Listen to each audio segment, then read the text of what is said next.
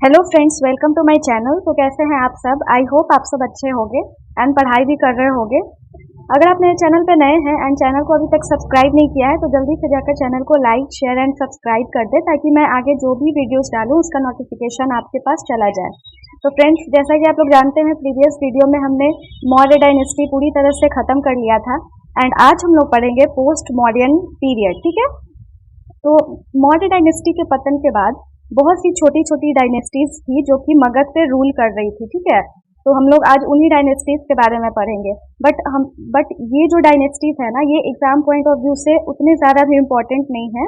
तो हम लोग इसके बारे में उन्हीं सारे रूलर्स के बारे में पढ़ेंगे जो रूलर्स इम्पोर्टेंट है एंड जिससे एग्जाम्स में क्वेश्चन बन। तो चलिए शुरू करते हैं। सबसे पहले हम लोग देखेंगे शुंग डायनेस्टी, जिसका टाइम पीरियड था 185 BC टू 72 BC। ठीक है, ये पहला ब्राह्मण डायनेस्टी था इंडिया का। तो क्वेश्चन यहाँ से बनता है कि हमारे भारत के इतिहास में वो पहला ब्राह्मण डायनेस्टी कौन सा था जो रूल किया था? तो वो है हमारा शुंग डायनेस्टी। ठीक है, तो इसमें इसके जो फाउंडर हैं वो है पुष्यमित्र शुंग। तो आइए इनके बारे में पढ़ते हैं। He was real founder of Shunga dynasty. ठीक है, ये शुंग डायनेस्टी के रियल फाउंडर माने जाते हैं। एंड कैपिटल कहाँ थी शुंग डायनेस्टी की? तो विदिशा, मध्य प्रदेश में। ठीक है, He was known as destroyer of Buddhism in India। यहाँ से भी क्वेश्चन एग्जाम्स में बनते हैं। He was known as destroyer of Buddhism in India, यानी इंडिया में बुद्धिज्म को खत्म करने वाले कौन से ऐसे रूलर थे? तो पुष्यमित्र शुंग थे। ठीक है, He destroyed about 84,000 stupas of Ashok. तो उसने अशोक के द्वारा बनवाए गए 84,000 स्तूपों को डिस्ट्रॉय किया, नष्ट किया। ठीक है, इसीलिए पुष्यमित्र शुंग को जो है वो डिस्ट्रॉयर ऑफ बुद्धिज्म कहा जाता है। ठीक है, जैसा कि हम लोग जानते हैं अशोक ने, जो कि हम लोग प्रीवियस वीडियोस में भी पढ़ा था कि अशोक बुद्धिज्म को फॉलो करता था और बुद्ध के ही अस्थियों पर उसने बहुत सारे स्तूपों का निर्माण कराया था। ठीक है, तो उन्हीं स्तूपों को पुष्यमित्र शुंग ने पूरी तरह से डिस्ट्रॉय कर दिया। ठीक है, नेक्स्ट हम लोग देखेंगे maximum development of Sanskrit language happened in Shunga dynasty. तो नेक्स्ट हम लोग देखेंगे कि सबसे ज्यादा जो संस्कृत लैंग्वेज की जो डेवलपमेंट हुई ना, वो भी शुंग डायनेस्टी के टाइम में ही हुई। ही ऑर्गेनाइज्ड 2 अश्वमेध याजनास बाय हिज राज पुरोहित पतंजलि। तो फ्रेंड्स, अश्वमेध यज्ञ उसे कहते हैं कि राजा जो था वो अपने एक फेवरेट घोड़े को छोड़ता था 18 दिनों के लिए। ठीक है, और वो घोड़ा 18 दिनों तक जहां भी जाकर रुकता था तो वो जो एरिया था वो पूरी की पूरी जमीन जो है वो उस राजा की हो जाती थी। और अगर कोई व्यक्ति इसका विरोध करता था तो उसे राजा से आकर युद्ध लड़ना पड़ता था। ठीक है, पुष्यमित्र शुंग ने 2 अश्वमेध यज्ञ जो है वो करवाए थे। और किसके द्वारा करवाए थे? तो पतंजलि के द्वारा। और पतंजलि ने ही 2 पुस्तक लिखी थी, एक महाभाष्य और एक संस्कृत व्याकरण। तो इसे हम लोग याद रखेंगे, ये काफी ज्यादा इंपॉर्टेंट है ये बुक्स के नाम। ठीक है, नेक्स्ट है first attack of Indo Greeks happened but they were defeated by Pushyamitra Shunga. Pushyamitra Shunga के ही टाइम में पहला अटैक जो है वो इंडो ग्रीक्स का हुआ। ठीक है, लेकिन वो पुष्यमित्र शुंग के द्वारा उसे डिफीट कर दिया गया, हरा दिया गया। ठीक है, नेक्स्ट है सक्सीडेड बाय अग्निमित्र शुंग। तो पुष्यमित्र शुंग के बाद अगला राजा कौन बना? तो अग्निमित्र शुंग। तो फ्रेंड्स, नेक्स्ट हम लोग पढ़ेंगे अग्निमित्र शुंग। तो पुष्यमित्र शुंग के बाद जो अगला रूलर बना वो उन्हीं का बेटा था अग्निमित्र शुंग। इसके बारे में हमें जानकारी मिलती है एक नॉवेल से जिसका नाम है मालविका अग्निमित्रम। ठीक है, जो कि कालिदास के द्वारा लिखी गई है। He gave conservation to Buddhism, also renovated Sanchi stupa. तो इन्हीं के जो पिता थे पुष्यमित्र शुंग, वो डिस्ट्रॉयर ऑफ बुद्धिज्म कहलाए। उन्होंने बुद्धिज्म को डिस्ट्रॉय किया एंड अग्निमित्र शुंग जो है वो बुद्धिज्म को कंजर्व किए, प्रोटेक्ट किए। ठीक है, एंड इन्होंने स्तूप ऑफ सांची को भी रेनोवेट किया, उसकी मरम्मत करवाई। अग्निमित्र शुंग के बाद जो नेक्स्ट रूलर बनते हैं वो थे भागवत, या उन्हीं को हम लोग कहते हैं भागभद्र। तो चलिए पढ़ते हैं इनके बारे में। In his court Heliodorus stayed in the 14th year of his ruling period. तो इनके 14th year of his ruling period, इनके शासन काल के 14वें साल में इनके कोर्ट में आए थे एंटियल कीडस, जो कि ग्रीक मिस्र के जो हैं वो राजा थे, उनके एम्बेसडर, राजदूत, जिनका नाम था हेलियोडोरस। और ये इनके कोर्ट में आकर रुके थे। तो हेलियोडोरस किसके एम्बेसडर थे? एंटियल कीडस के। ठीक है, ये याद रखेंगे। नेक्स्ट हम लोग देखेंगे last ruler of Shunga dynasty. Last ruler of Shunga dynasty was Devabhuti. जिसकी मृत्यु कर दी गई थी उन्हीं के महामाते यानी प्राइम मिनिस्टर के द्वारा, जिनका नाम था वासुदेव। ठीक है, और यही वासुदेव आगे चलकर एक नई डायनेस्टी की स्थापना कर देंगे जिसका नाम होगा कनव डायनेस्टी।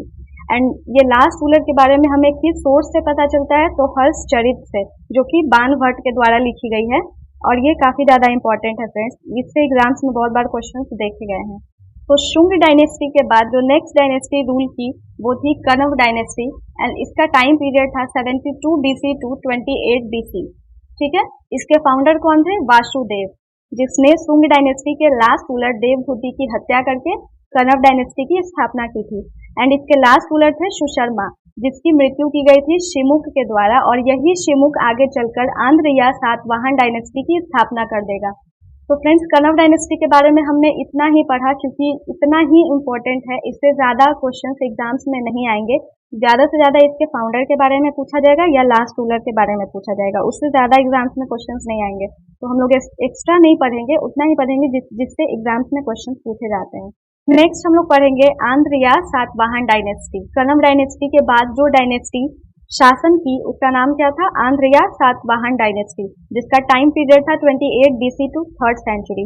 तो ये जो सातवाहन डायनेस्टी के लोग थे ना, ये सातवाहन रूलर जो थे, ये चंद्रगुप्त मौर्य के ही शासनकाल से मौर्य वंश के ही संरक्षण में महाराष्ट्र में शासन कर रहे थे। ठीक है, और जब इन्होंने देखा कि शिमुक जो है, कनव डायनेस्टी का जो लास्ट रूलर शिमुक है, वो काफी अयोग्य एंड डरपोक टाइप का शासक था, तो जब उसने देखा कि कनव डायनेस्टी जो है वो वीक पड़ रहा है, तो इन्होंने जल्दी से जो है वो कनव डायनेस्टी पे अटैक किया एंड शिमुक की हत्या करके आंध्र एंड सातवाहन डायनेस्टी की स्थापना कर दी। ठीक है, तो चलिए पढ़ते हैं। The Satavahana followed the Mauryan rule in the Deccan.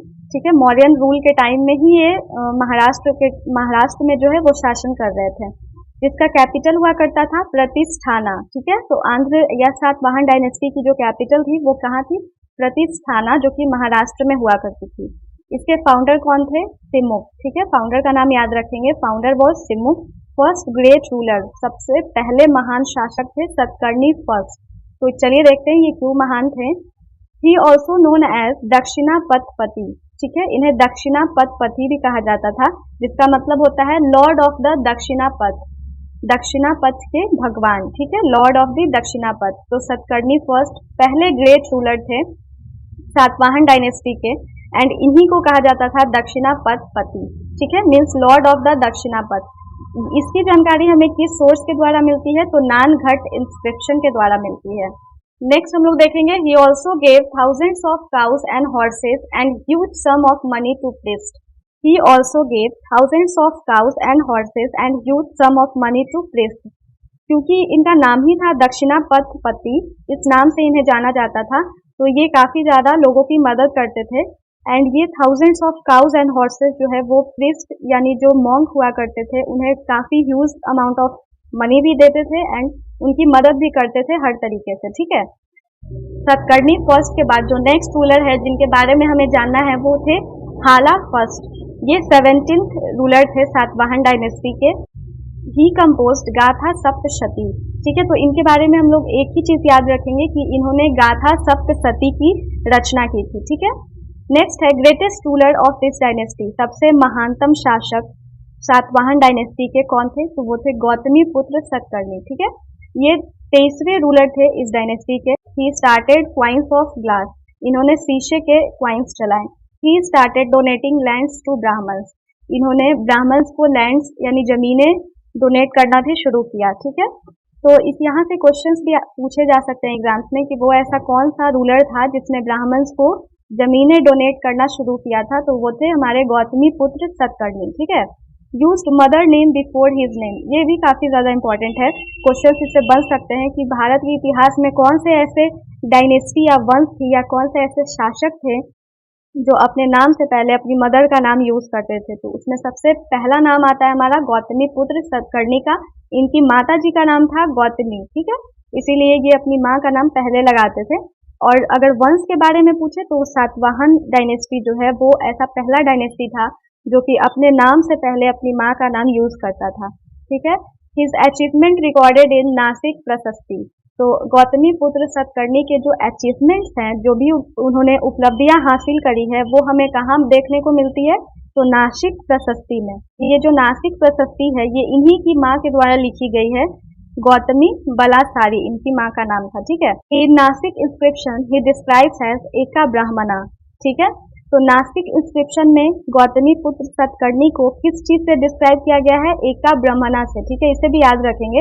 इसका मतलब होता है ये जो एका ब्राह्मणा है ये डिस्क्राइब करता है, ये बताता है कि गौतमी पुत्र सतकर्णी का भक्ति कैसा था ब्राह्मण्स के प्रति, उनकी भक्ति को दिखाता है जो कि ब्राह्मण्स के प्रति उनमें थी।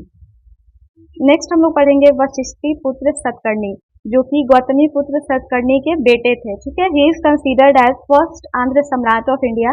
इन्हें फर्स्ट आंध्र सम्राट ऑफ इंडिया कहा जाता है क्योंकि इन्होंने होल पूरे के पूरे आंध्र रीजन पे जो है, आंध्र क्षेत्र पे इन्होंने अधिकार किया और उसे सातवाहन डायनेस्टी में ऐड किया। Last greatest ruler of this dynasty was, तो सातवाहन डायनेस्टी के जो सबसे लास्ट महानतम शासक थे वो थे याजना श्री सतकर्णी, जो कि वशिष्ठ पुत्र सतकर्णी के ही ब्रदर थे, यानी गौतमी पुत्र सतकर्णी के बेटे थे, ठीक है। एंड वशिष्ठी पुत्र सतकर्णी के ब्रदर थे। तो चलिए पढ़ते हैं। ही स्टार्टेड क्वाइंस फिगर शिप, इन्होंने नाव की आकृति के सिक्के चलाए, ठीक है। तो ये भी क्वेश्चंस बनते हैं कि भारत के इतिहास में ऐसा कौन सा शासक था जिसने नाव की आकृति के सिक्के चलाए थे, तो वो था याजना श्री सतकर्णी। इन्हें एक और नाम से जाना जाता था जिसका नाम था गौतमी पुत्र याजनाश्री, इन्हें गौतमी पुत्र याजनाश्री के नाम से भी जाना जाता था। He regained some of the territory lost to Shakas, तो शकों के द्वारा इन्होंने जो भी अपने क्षेत्र को, टेरिटरी को खोया था, लॉस्ट कर दिया था, उसे फिर से रीगेन किया किसने, याजनाश्री सतकर्णी ने, ठीक है। तो इसीलिए इन्हें महानतम शासक भी कहा जाता है।